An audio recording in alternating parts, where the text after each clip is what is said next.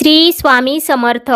चातुर्मासात शनी वक्री या काही राशींची चांदी 138 दिवस सुख समृद्धी सुबत्ता आणि कल्पनेबाहेर लाभ सोबतच मिळणार भगवान श्री हरिविष्णूंचा विशेष आशीर्वाद। त्याच लकी राशींबद्दल आज आपण या व्हिडिओमध्ये जाणून घेणार आहोत, त्यामुळे तुम्ही हा व्हिडिओ शेवटपर्यंत नक्की पहा। चॅनलवरती नवीन असाल तर चॅनलला सबस्क्राइब करा, सोबतच बेल आयकॉनलाही क्लिक करा जेणेकरून आमच्या लेटेस्ट व्हिडिओचं नोटिफिकेशन तुमच्यापर्यंत पोहोचेल आणि तुम्ही एक पण व्हिडिओ मिस करणार नाही। 25 जुलै 2026 रोजी देवशयनी एकादशी आहे। याच दिवसापासून मराठी वर्षातील अनन्यसाधारण महत्त्व असलेल्या चातुर्मास काळास सुरुवात होत आहे। यानंतर लगेचच 27 जुलै रोजी नवग्रहांचा न्यायाधीश मानला गेलेला शनी ग्रह वक्री होत आहे। आत्ताच्या घडीला शनी मीन राशीत आहे। शनी मीन राशीत असल्यामुळे कुंभ, मीन आणि मेष या राशींची साडेसाती सुरू आहे। सुमारे 138 दिवस शनी वक्री असणार आहे। 11 डिसेंबर 2026 रोजी शनी मार्गी होणार आहे। शनी वक्री होण्याचा अनेक राशींना चांगला लाभ होणार असल्याचं सांगितलं जात आहे। शनी सर्वात धीम्या गतीने गोचर करतो। एका राशीत शनी सुमारे 2.5 वर्ष राहतो। परिणामी शनी प्रभाव सर्व राशींच्या लोकांच्या जीवनात दीर्घकाळ टिकून राहतो। आता शनी वक्री होण्याचा काही राशींवर सकारात्मक परिणाम होऊ शकतो। काही राशींच्या लोकांना करिअर, व्यवसाय आणि आर्थिक बाबींमध्ये मोठा फायदा मिळेल असे संकेत आहेत। कोणत्या राशींवर कसा प्रभाव असेल चला जाणून घेऊयात। चातुर्मास लवकरच सुरू होतोय। हिंदू धर्म, पंचांग आणि ज्योतिषशास्त्रात चातुर्मासाला मोठे आध्यात्मिक महत्त्व आहे। या काळात ऋषी, संत आणि सामान्य भक्त उपवास, ध्यान आणि आत्मसंयम पाळतात। 2026 मधील चातुर्मासाची सुरुवात आणि महत्त्व याविषयी जाणून घेऊयात। आषाढ महिन्याच्या शुक्ल पक्षातील एकादशीला देवशयनी एकादशी म्हणतात। या दिवशी देव 4 महिन्यांसाठी निद्रावस्थेत जातात। चातुर्मास देवशयनी एकादशीला सुरू होतो आणि देवउठणी एकादशीपर्यंत चालतो। यंदा चातुर्मास 119 दिवसांचा असेल। यंदा 25 जुलै 2026 शनिवार आषाढ महिन्याच्या शुक्ल पक्षातील देवशयनी एकादशीला चातुर्मास सुरू होतो आणि हा चातुर्मास 20 नोव्हेंबर 2026 शुक्रवार कार्तिक महिन्याच्या शुक्ल पक्षातील देवउठणी एकादशीला म्हणजेच प्रबोधनी एकादशीला चातुर्मास समाप्त होत आहे। चातुर्मास म्हणजे काय तर धार्मिक मान्यतेनुसार चातुर्मास याचा शब्दशः अर्थ 4 महिने असा होतो।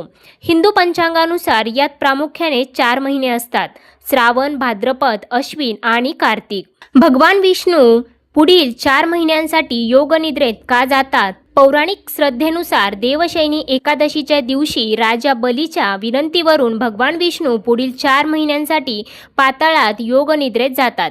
त्यानंतर ते कार्तिक महिन्यातील देवउठणी एकादशीला जागे होतात।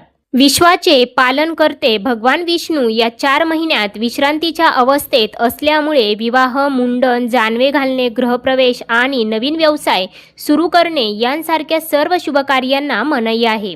शुभकार्य करण्यास मनाई असल्याने हा काळ पूर्णपणे ईश्वर भक्ती, नामजप आणि दानधर्मांसाठी राखीव असतो।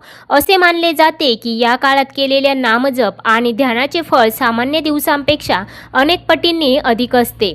हा भारतातील पावसाळ्याचा काळ असतो। प्राचीन काळापासून जैन आणि हिंदू संत या 4 महिने प्रवास थांबवतात आणि एकाच ठिकाणी ध्यानधारणा करतात, ज्याला वर्षाव किंवा चौमास असेही म्हणतात। यामुळे वाटेतील लहानसहान जीव पायाखाली चिरडले जाण्यापासून वाचतात। हिंदू धर्मग्रंथांमध्ये चातुर्मासादरम्यान आहारासंबंधी काही नियम देखील सांगितलेले आहेत, जे वैज्ञानिकदृष्ट्याही आधारलेले आहेत। हा संपूर्ण पावसाळ्याचा काळ असल्याने आणि हवामान बदलत असल्याने पचनशक्ती कमजोर होते आणि संसर्गजन्य रोगांचा धोका वाढतो। चला तर आता जाणून घेऊयात त्या भाग्यशाली राशींबद्दल ज्यांना या चातुर्मासाच्या काळामध्ये मिळणार आहे भगवान श्री हरिविष्णूंचा विशेष आशीर्वाद, सोबतच शनी महाराजांचा विशेष आशीर्वादही प्राप्त होणार आहे। त्यामुळे त्यांच्या जीवनातील सर्व दुःख, संकटे मिटणार आहेत। परंतु त्याआधी तुम्ही या व्हिडिओला एक लाईक करून कमेंट करा, जय शनी महाराज। सगळ्यात पहिली लकी रास आहे ती म्हणजे वृषभ रास। वृषभ राशीच्या लोकांना दिलासा मिळू शकतो। नोकरदारांना नवीन जबाबदारी मिळू शकते. नोकरी आणि व्यवसाय या दोन्हीमध्ये प्रगतीच्या संधी निर्माण होऊ शकतात. वरिष्ठ त्यांच्या कामगिरीचे कौतुक देखील करू शकतात. सोबतच गुंतवणुकीसाठी खूप अनुकूल काळ असणार आहे. आर्थिक परिस्थिती पूर्वीपेक्षा अधिक मजबूत होईल. घरात सकारात्मक वातावरण असेल. रखडलेली कामे पुन्हा वेग घेऊ शकतात. कुटुंब आणि मित्रांकडून पाठिंबा मिळेल. नकारात्मक व्यक्तींपासून दूर राहणे फायदेशीर ठरेल. त्यानंतर मिथुन राज बऱ्याच काळापासून पदोन्नती किंवा इतर कशाची वाट पाहत आहेत त्यांना चांगली बातमी देखील मिळू शकते. नवीन संधीही निर्माण होऊ शकेल. प्रगती निश्चित आहे. व्यावसायिक नवीन सौद्यासाठी एकत्र येऊ शकतात. उत्पन्नाचे नवे स्रोत निर्माण होतील. कुटुंबासोबत चांगला वेळ घालवण्याची संधी देखील मिळेल. अनुकूल स्थिती आत्मविश्वास वाढवेल. कामाच्या ठिकाणी प्रतिमा अधिक मजबूत होऊ शकते. अति आत्मविश्वास आणि घाई टाळणे महत्त्वाचे आहे. विद्यार्थी आणि नोकरदारांसाठी हा काळ अनुकूल राहण्याची देखील अपेक्षा आहे. त्यानंतर सिंह राज व्यवसायात मोठी वाढ होण्याची शक्यता आहे. शनी वक्री होणे अत्यंत शुभ ठरू शकेल. आर्थिक परिस्थितीला एक नवीन वळण देखील मिळू शकेल. अचानक आर्थिक लाभ होऊ शकतो. पैसे बऱ्याच काळापासून कुठे अडकले असतील किंवा वडिलोपार्जित मालमत्तेबाबत काही वाद असेल तर या काळात तो मिटेल. व्यावसायिकांना एखादा मोठा परदेशी करार किंवा नवीन भागीदार मिळू शकतो, ज्यामुळे नफा दुप्पट होऊ शकतो. त्यानंतर तुळ राज सरकारी क्षेत्रातून लाभ प्राप्त होऊ शकेल. नोकरी करणाऱ्या व्यक्तींना कामाच्या ठिकाणी मोठी जबाबदारी किंवा बढती देखील मिळू शकते. विरोधक प्रयत्न करूनही हानी पोचवू शकणार नाहीत. सरकारी कामे पूर्ण होऊ शकतील.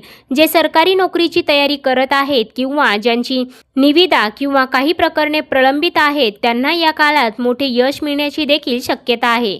समाजात आदर वाढेल. विद्यार्थ्यांना इच्छित उच्च शिक्षण संस्थेत प्रवेश देखील मिळू शकतो. त्यानंतर वृश्चिक राज सकारात्मक परिणाम होईल. जीवनातील अडथळे हळूहळू कमी होण्याची चिन्हे देखील आहेत. व्यावसायिक प्रगती दिसून येईल. कुटुंबात शांतता व आनंद नांदेल. काही समस्यांना सामोरे जावे लागू शकते, तरीही परिस्थितीत थोडी सुधारणा होईल. शिक्षणाशी संबंधित बाबींमध्ये शुभ फळे दिसू शकतात. गुंतवणूक केली असेल तर सुधारणा दिसून येऊ शकेल. त्यानंतर धनुराज करिअर आणि आर्थिक बाबतीत सकारात्मक बदल घेऊन येऊ शकतो. नोकरी आणि व्यवसायात नवीन संधी मिळण्याची देखील शक्यता आहे. धार्मिक कार्यामधील आवड देखील वाढू शकते आणि प्रवासाची देखील शक्यता आहे. कठोर परिश्रम आणि शिस्तीमुळे सकारात्मक परिणाम देखील मिळू शकतात. आपल्या आरोग्याकडे दुर्लक्ष न करण्याचा सल्ला मात्र दिला जातोय. मकर राज शनी वक्री होणे शुभ ठरू शकते. मकर राशींच्या लोकांसाठी या काळात सकारात्मक परिणाम मिळण्यास थोडा विलंब होऊ शकतो. या काळात स्पर्धात्मक कार्यामध्ये यश देखील मिळू शकते. तुम्ही तुमच्या प्रतिस्पर्धांवर मात करू शकाल. काही विशिष्ट बाबींमध्ये तुम्ही विशेष सावधगिरी बाळगावी असा सल्ला मात्र दिला जात आहे. मीन राज शनी याच राशीत वक्री होत आहे. शनी 7.5चा दुसरा टप्पा सुरू आहे. शनी वक्री होण्याने इच्छित ठिकाणी बदली तसेच वरिष्ठांकडून पाठिंबा देखील मिळू शकतो. सकारात्मक परिणाम व्यक्तिमत्वावर आणि करिअरवर दिसून येऊ शकेल. कामाच्या ठिकाणी वर्चस्व राहू शकेल. कार्यालयात कामाचे कौतुक देखील होऊ शकेल. सोबतच वरिष्ठ सूचनांना प्राधान्य देतील, ज्यामुळे स्थान अधिक मजबूत होईल. गुंतवणुकीच्या दृष्टिकोनातून हा एक उत्तम काळ आहे. या काळात केलेल्या गुंतवणुकीतून भविष्यात प्रभावी परतावा देखील मिळू शकतो.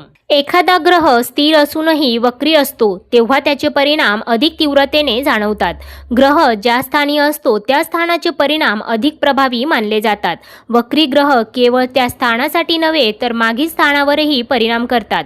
ग्रह ज्या राशीत वक्री असतो त्या राशीत मागील स्थानाचे परिणामही दिसून येऊ शकतात. सदर माहिती सामान्य गृहीतके आणि ज्योतिषीय मान्यतांवर आधारित असून या संदर्भात तज्ज्ञ व्यक्तींचा सल्ला घेणे उपयुक्त ठरू शकते असे देखील सांगितले जात आहे.